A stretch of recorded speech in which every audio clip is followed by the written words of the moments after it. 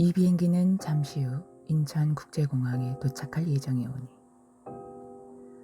딱 필요한 만큼만 청결하고 서늘한 비행기 안의 공기를 울리며 안내방송이 나왔다. 등받이와 테이블을 제자리로 돌려놓고 안전벨트를 착용하라는 안내가 이어졌다. 장시간 비행으로 응고되어 있던 공기가 여기저기서 움직이는 사람들로 인해 조용히 흔들리기 시작했다. 비행기는 거의 만석에 가까웠다. 기내 승무원은 조용하지만 빠르게 종종 걸음을 옮기며 승객들을 도왔다. 잠에서 깨어 눈을 비비는 사람도 있었고 뭔가 하다가 오히려 이제야 시트에 등을 푹 기대고 잠시 눈을 감는 사람도 있었다. 그 중에 한 가족도 있었다. 날개 쪽 창가 좌석에 앉은 금발의 여자아이 하나와 부모였다. 비행기는 프랑크푸르트에서 출발했으니 독일인 가족일 것이다. 관광객으로 보이는 가족은 한국에서의 일정에 조금 들뜬 듯 작은 소리로 대화를 나누고 있었다. 물론 독일어였다. 그때 여자아이가 말했다. 엄마, 왜 그러니? 저기 날개 끝에 사람이 서 있어. 여자아이는 눈이 동그래져서 말했지만 어머니는 웃어넘겼다. 잘못 봤겠지. 아니야. 사람은 비행기 날개 끝에 서 있을 수 없단다. 더구나 날고 있는 중에는. 하지만 틀림없이 봤는걸. 어머니는 할 수 없다는 듯 몸을 조금 움직여서 창문 밖을 보았다. 날개 끝에는 아무것도 보이지 않았다. 없는걸? 어머니가 말하자 여자아이는 울상이 되었다. 방금 전까지 있었어. 거짓말하면 못 써. 거짓말 아니야. 아이는 울 것 같았으나 아버지가 끼어들었다. 그만들 해. 잘못 봤겠지. 그때 비행기가 곧 착륙한다는 방송이 나왔다. 그리고 승무원이 승객들의 안전벨트를 확인하기 위해 기내를 오갔다. 여자아이는 입술을 삐르뚱하게 내민 채 시트에 몸을 파묻었다. 그런데 여자아이 뒷좌석에서 누군가가 말했다. 아이야, 정말 봤니? 늙은 남자의 목소리였다. 조금은 떨리는 기색의 영어였다. 아이는 영어를 잘 알아듣지 못하여 고개만 뒤로 돌렸으나 안전벨트를 찬 상태에서는 남자가 잘 보이지 않았다. 이번에는 남자가 서툰 독일어로 바꿔 물었다. 여전히 떨리는 듯한 목소리였다. 아이야, 정말 봤니? 날개 끝에 누군가가 있었다고? 아이는 그제야 대답했다. 네. 그러자 아이의 어머니가 뒷좌석을 향해 말했다. 저 실례지만 아이의 거짓말에 맞장구 쳐주지 마세요. 아이의 어머니는 남자를 볼 수 있었다. 머리가 거의 벗겨지고 귓가에만 백발이 성성한 온화해 보이는 인상의 노인이었다. 그는 어머니의 항의를 무시하고 다시 아이에게 물었다. 아이야, 모습을 똑똑히 봤니? 혹시 너 같은 금발머리에 흰 옷을 입고? 여자아이는 놀랐다는 듯 말했다. 맞아요. 어떻게 알았어요? 할아버지도 보셨어요? 아이의 어머니는 기분이 좋지 않았다. 안전벨트까지 풀고 뒤를 돌아보려는 아이를 어머니는 급히 제지해 도로 앉히며 말했다. 제발 그만하세요. 그러나 노인은 다시 절박한 기세로 아이에게 물었다. 아이야, 혹시 그의 눈동자를 봤니? 혹시 회색 눈동자를 가지지 않았니? 금발 머리도 완전히 금발이 아니라 반쯤 은색에 가까운. 그게. 그때 아이의 어머니가 말했다. 그만두세요. 그리고 이번엔 아이의 아버지도 나섰다. 그만두지 않으면 화내겠소. 작은 다툼이 일어나자 승무원이 나섰다. 비행기가 곧 착륙합니다. 등받이에 몸을 기대고 앉아 계십시오. 그러나 아이는 못 참겠다는 듯 좌석 시트와 기체 사이의 틈으로 고개를 들이밀어 뒷좌석을 향해 작게 중얼거렸다. 맞아요. 그러자 노인은 갑자기 허둥지둥 안전벨트를 풀려고 했다. 그 모습을 본 승무원은 놀라 말했다. 이러시면 안 됩니다. 벨트를 푸시면 안 돼요. 노인은 승무원의 손을 뿌리치려고 애쓰면서 계속 벨트를 풀려고 했다.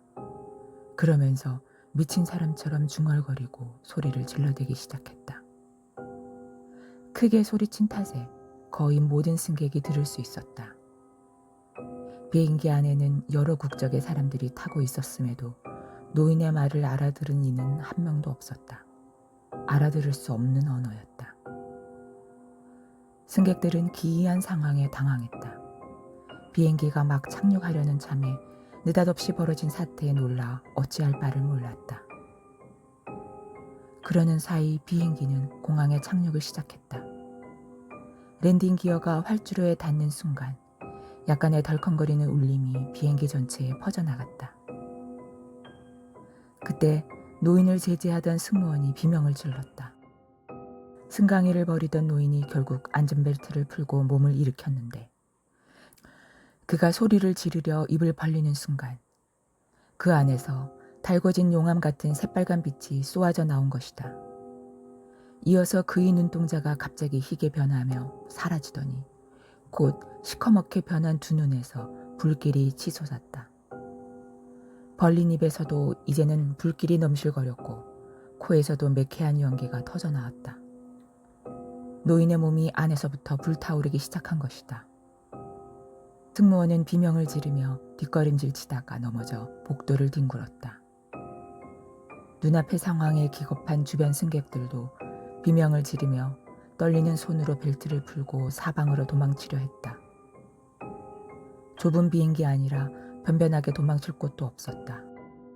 도망치려는 사람들의 몸이 서로 포개지고 엉키며 기내는 아수라장이 되어갔다. 기장은 기내에서 사고가 발생했다는 사실을 전달받았으나 할 수 있는 것이 없었다. 사람들의 아우성으로 기체가 조금씩 흔들리는 중에도 길을 쓰며 착륙 과정을 마치는 것 외에는 다른 수가 없었다. 그 사이 노인은 몸을 일으킨 채 그대로 돌처럼 굳어져 갔다. 이제 그의 몸 안에서 퍼져나온 불길은 그의 피부를 태우며 번지다가 주변 좌석 시트에까지 옮겨 붙었다. 연기도 점점 심해져 갔다. 불똥은 넘어진 채 사람들에게 짓눌려 피하지 못한 승무원에게까지 마구 튀었다. 공포에 질린 승무원은 참혹한 비명을 지르며 얼굴을 가렸다. 기내는 이제 완전한 공황 상태에 빠졌다. 사람들은 짐이고 뭐고 다 포기하고 비행기의 비상구 쪽으로만 몇 겹으로 몸을 겹치며 몰려들었다. 좁은 기내에서의 화재, 그리고 사람이 산채로 불타오르는 광경에 거의 모두가 이성을 잃었다. 누군가가 침착하라고 소리쳤지만 이미 공포에 질린 사람들에게는 들리지 않았다. 오히려 비행 중이었다면 억지로라도 다른 방법을 찾았겠지만 이미 착륙했다고 생각하니 더 견딜 수 없어진 것이다. 몇몇 승무원이 비상 소화기를 들고 뭔가 해보려 했지만 사람들이 마구 밀려드는 바람에 노인 주변으로는 다가가지도 못했다. 다행히도 비행기는 정상적으로 속도를 줄여갔다. 그러나 안에서 더 참지 못한 사람들이 비상구를 열어버렸다. 아직 기내에 불길이 퍼진 것은 아니어서 조금만 더 참았다면 상황이 나았겠지만 공포에 질린 승객들은 그런 여유를 가지지 못했다. 승객들은 자위로 혹은 남에게 떠밀려서 아직 멈추지 않은 비행기에서 마구 떨어져 내리기 시작했다. 트랩을 대지 않았기에 대략 2, 3층 높이에서 떨어지는 것과 마찬가지였다. 떠밀리느라 중심을 잡지 못한 채로 머리부터 떨어져 중상을 입은 사람들이 속출했다.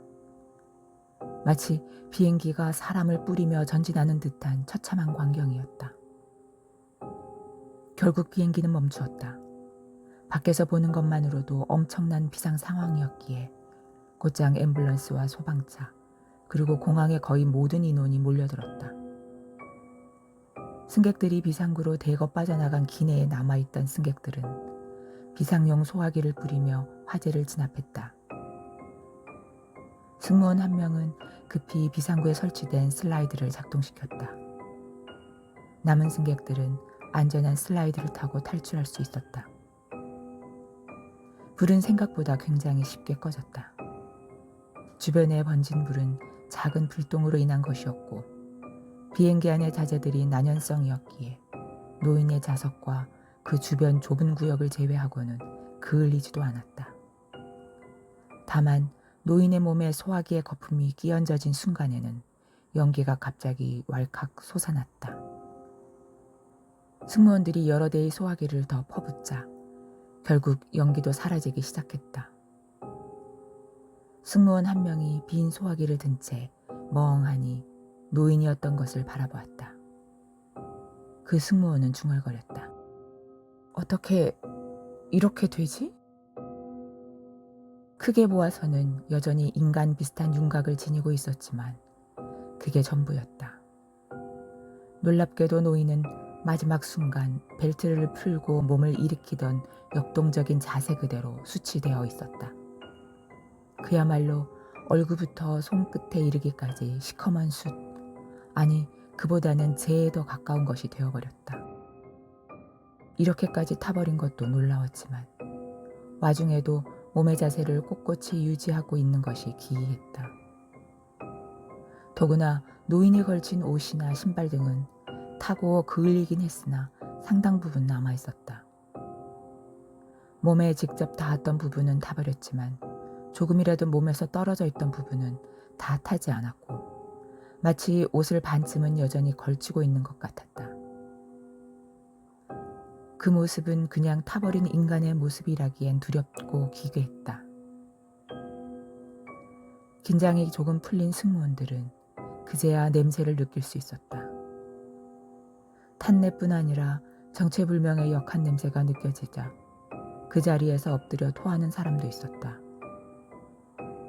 이제 막 달려온 기장과 부기장은 상상을 초월하는 광경과 악취에 아연실색할 뿐이었다. 이게 도대체 왜 이런 일이? 부기장이 탄식하자 기장은 울상을 지으면서도 단호하게 말했다. 불이 꺼졌으면 현장을 보존하게. 지금부터 누구도 절대 건드리지 말고. 그러나 기장이 말하는 순간 숨만 남은 노인의 유체는 어이없을 정도로 폭삭 무너져 내리며 아예 박살이 나버렸다. 노인이 있던 자리에는 타다 남은 옷가지와 신발, 그리고 시커먼 재와 숯덩이만이 굴러다니고 있었다. 끔찍한 참사였지만 외부에서 보기에 그리 큰일은 아니었다.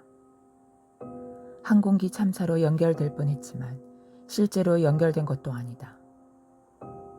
부상자는 다수 나왔지만 사망자는 신체 발화를 일으킨 한 명에 불과했다.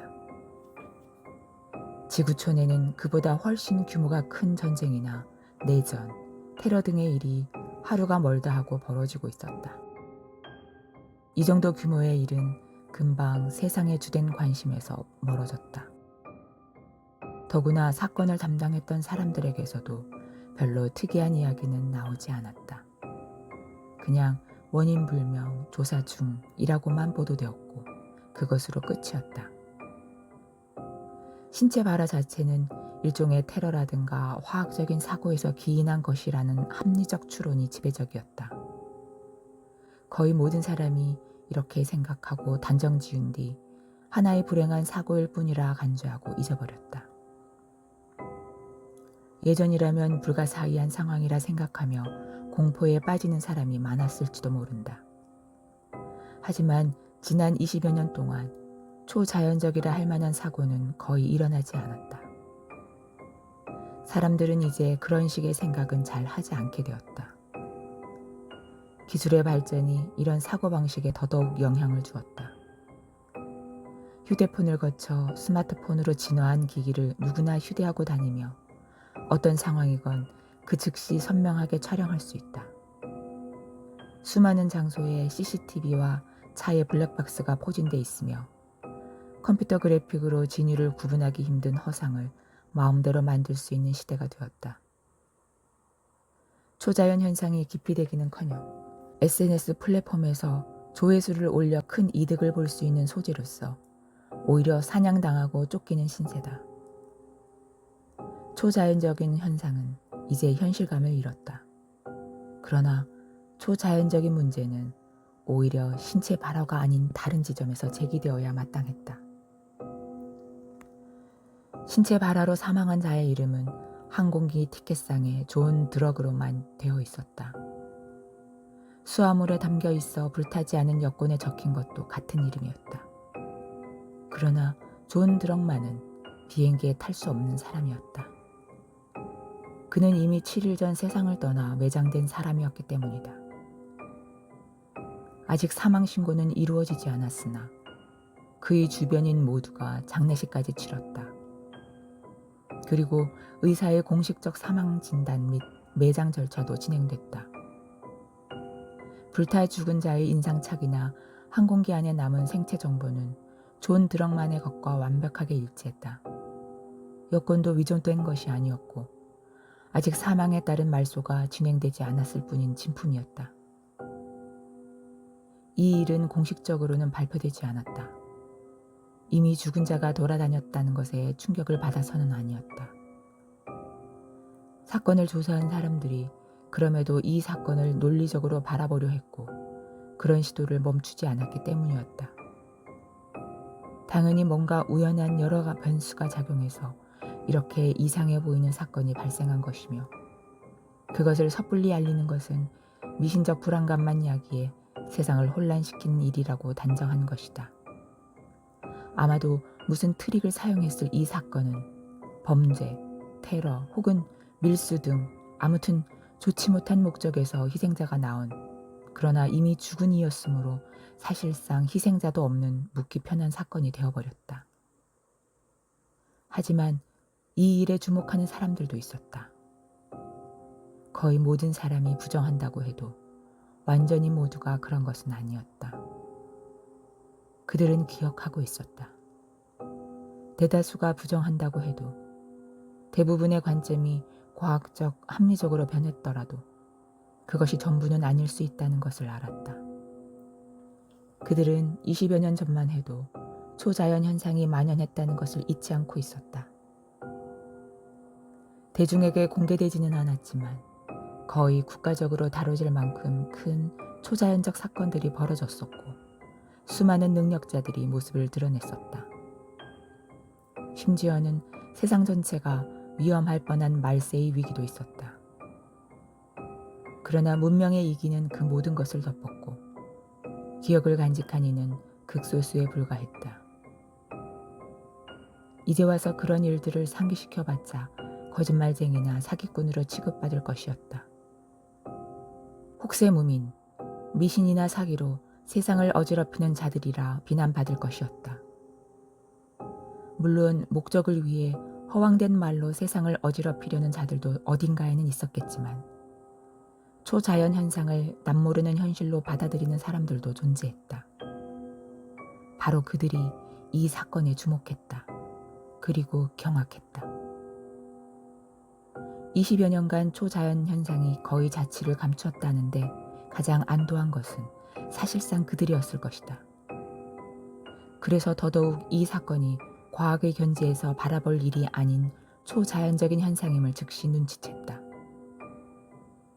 이것은 단순히 한 사람의 죽음으로 그치는 작은 사건이 아니었다. 그들에게 이것은 하나의 징조였다. 수십 년의 긴 침묵이 깨진 것을 의미했다. 다시 어둠 속에서 긴 싸움이 벌어질 것을 예고하는 달갑지 않은 징조였다.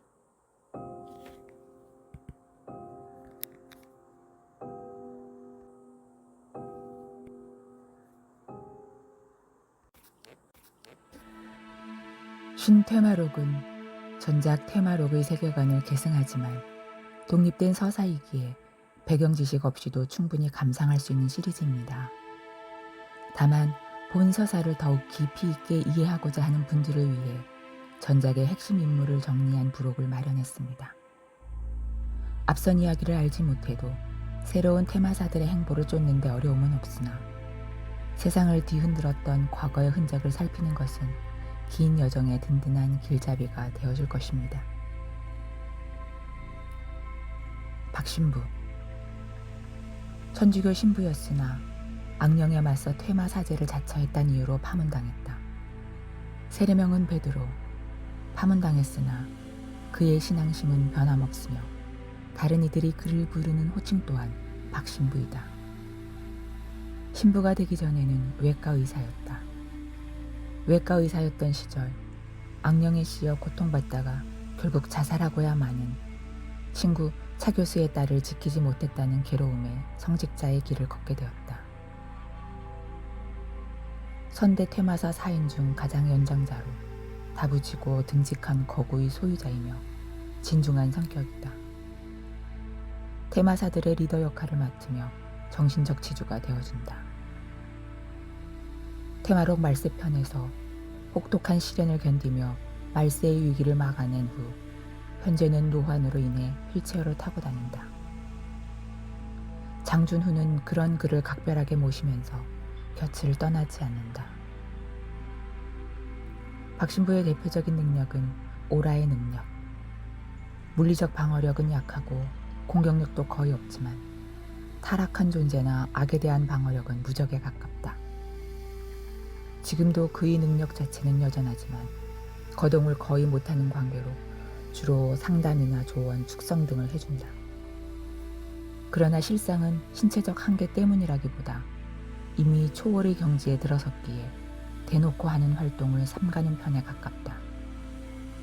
신퇴마록의 차세대 퇴마사들에게는 큰 스승님으로 불린다. 이현암. 어렸을 때는 몸이 병약해 기계체조로 신체를 단련했다. 여동생인 현아가 물귀신에 의해 익사하자 복수하겠다는 일념으로 태극기공을 독학으로 연마하다가 2번이나 죽을 위기에 처한다. 첫 번째 위기에 한빈 거사가 나타나 구해줬으며 그때 파사신검, 사자후, 부동심결 등의 무예를 전수받았다. 그러나 공력을 받아들이지 못하는 체질을 지녔기에 무리한 수행이 신상의 위험을 거듭 초래했다. 2번째 위기에는 도해 스님이 구해주었고 그때 70년의 공력을 물려받게 된다. 공력을 물려받았음에도 타고난 체질상 혈도가 뒤틀려 있어 오직 오른팔로만 공력을 쓸 수 있었던 그는 막힌 혈도를 치료하고자 해동밀교를 찾았다가 박신보와 장준후를 만나면서 본격적인 퇴마사의 길을 걷게 된다. 막강한 공력을 담은 무예로 주로 물리적 공격을 하는 데 강하다. 월향이라는 여인의 영이 깃든 무기 월향검과 늘 함께하며 깊은 영적 교감을 나누었으나 퇴마록 말세편에서 월향검을 떠나보내고 월향과 이별했다. 현재는 퇴마사 동료인 현승희와 연인관계를 이어가고 있다. 평범한 인상의 청년으로 공력으로 인해 애초에 잘 늙지 않을 뿐더러 모종의 이유로 나이에 비해서 놀라울 만큼 젊어 보이는 외양이다. 정의의 화신과도 같은 그는 강철과 같은 의지를 지녔으나 다소 감정적인 측면도 있었다. 그러나 말세의 위기를 극복하고 시간이 흐른 지금은 과거보다 더 유하고 침착하며 노련해졌다. 퇴마사 제자들에게는 묵묵하고 듬직한 누구보다 의지할 수 있는 스승으로 여겨진다. 말세의 위기 때 일시적으로 모든 공력을 한 번에 쏟아부었기에 수년간 공력이 텅 빈 상태였지만 회복하면서 그의 공력은 더욱 커졌다. 지금 그의 공력은 수백 년에 달하는 것으로 추정될 정도다. 그러나 타고나길 공력에 적합하지 못한 체질이라 어마어마한 공력이 자칫 그를 죽음에 이르게 할 수도 있는 상황. 그는 자신의 공력을 물려줄 수 있는 체질을 갖춘 자를 찾던 중 김양두를 발견하게 된다. 신퇴마록의 차세대 퇴마사들에게는 제2 스승님으로 불린다.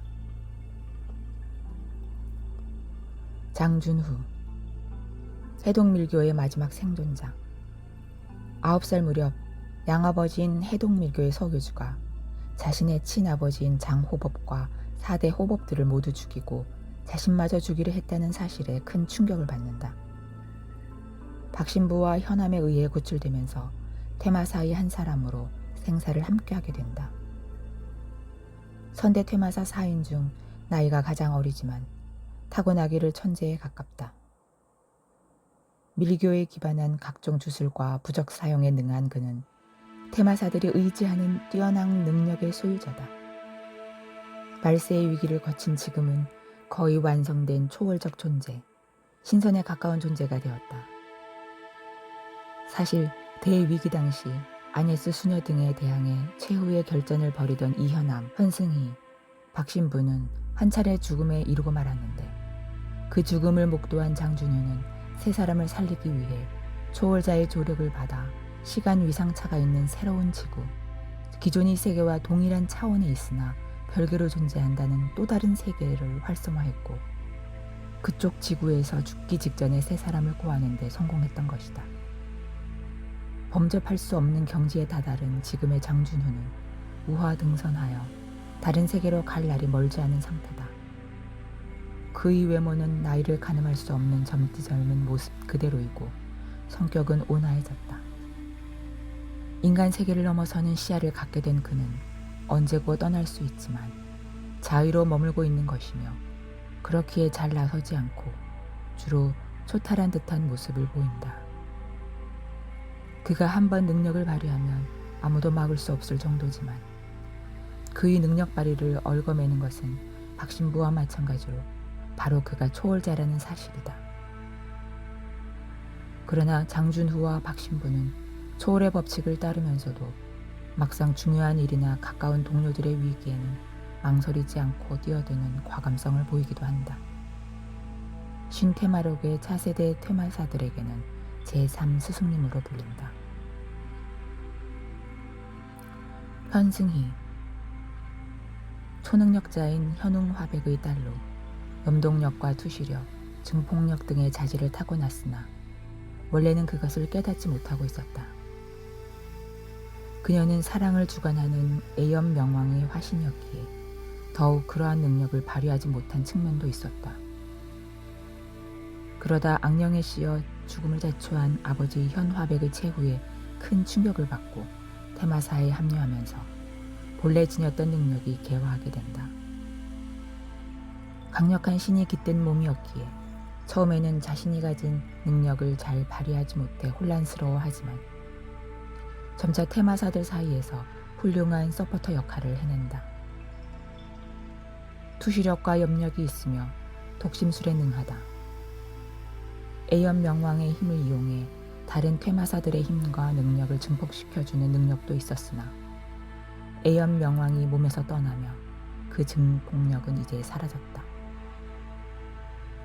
현승희의 독심술은 굉장한 능력이지만 정신력이 강한 상대의 마음은 읽지 못한다는 단점도 있다. 또한 그녀의 염력은 몇 톤 이상의 힘을 냈던 현웅화백과는 달리 고작 몇 킬로그램을 움직이는 정도지만 동시에 7개 이상의 목표에 그것도 지극히 정밀한 외과 수술 이상의 정확도로 적용할 수 있다는 점에서 무시 못할 위력을 보인다. 이현암과 마찬가지로 모종의 이유로 인해 실제 나이보다 놀라울 만큼 젊어 보인다.